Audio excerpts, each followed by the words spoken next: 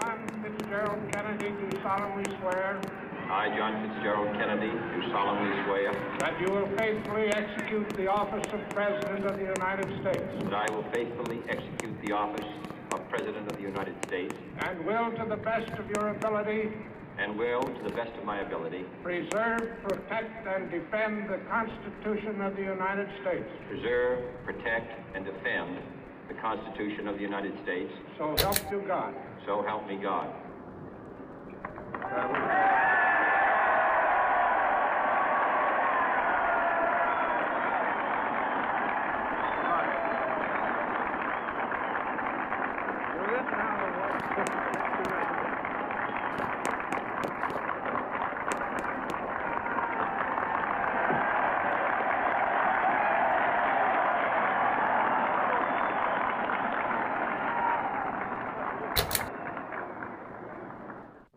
Vice President Johnson, Mr. Speaker, Mr. Chief Justice, President Eisenhower, Vice President Nixon, President Truman, Reverend clergy, fellow citizens.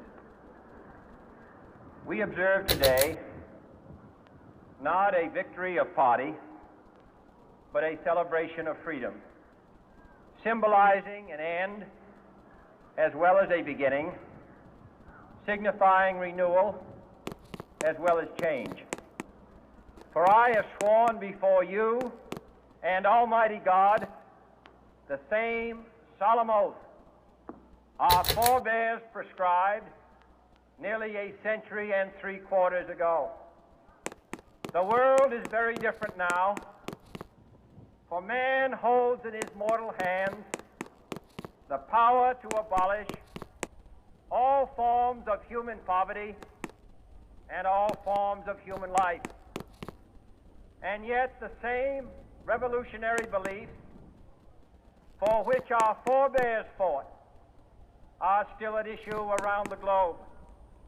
The belief that the rights of man come not from the generosity of the state, but from the hand of God. We dare not forget today that we are the heirs of that first revolution.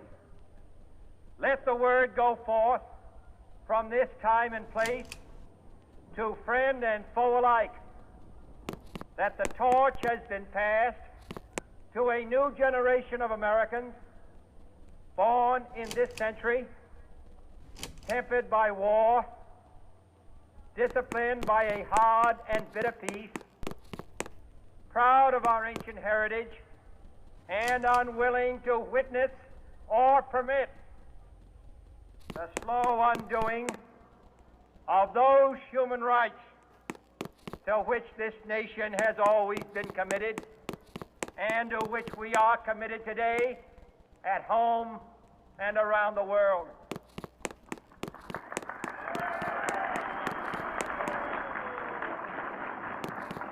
Let every nation know, whether it wishes us well or ill, that we shall pay any price, bear any burden, meet any hardship, support any friend, oppose any foe to assure the survival and the success of liberty.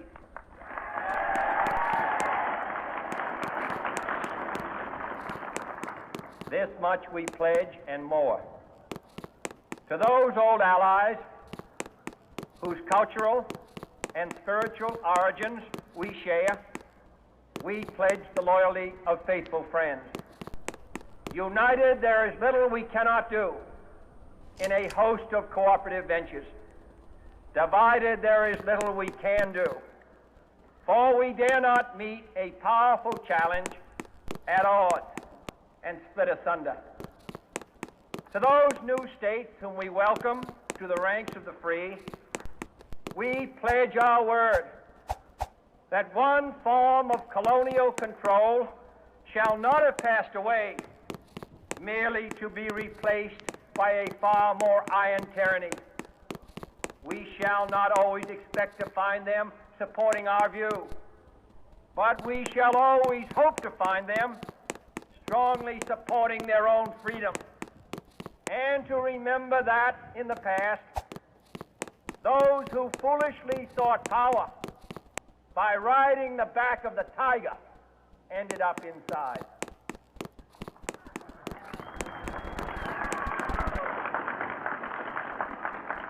To those people in the huts and villages of half the globe struggling to break the bonds of mass misery, we pledge our best efforts to help them help themselves for whatever period is required, not because the communists may be doing it, not because we seek their votes, but because it is right. If a free society cannot help the many who are poor, it cannot save the few who are rich.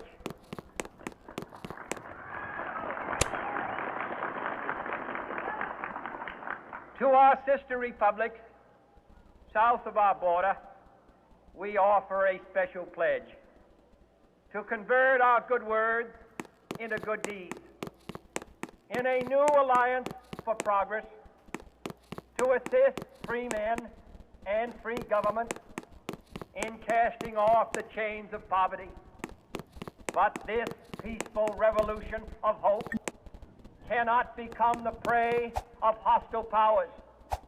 Let all our neighbors know that we shall join with them to oppose aggression or subversion anywhere in the Americas. And let every other power know that this hemisphere intends to remain the master of its own house.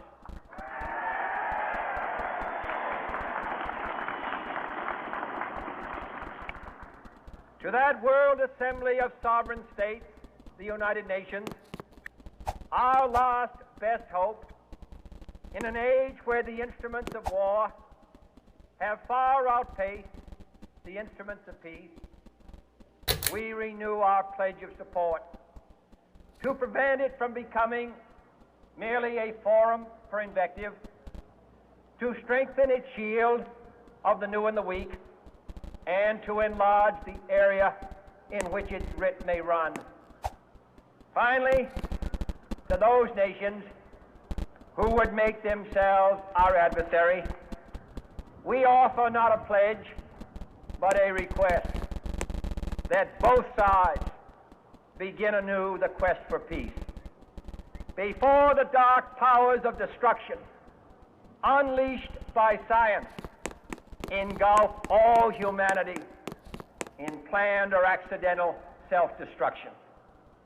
We dare not tempt them with weakness, for only when our arms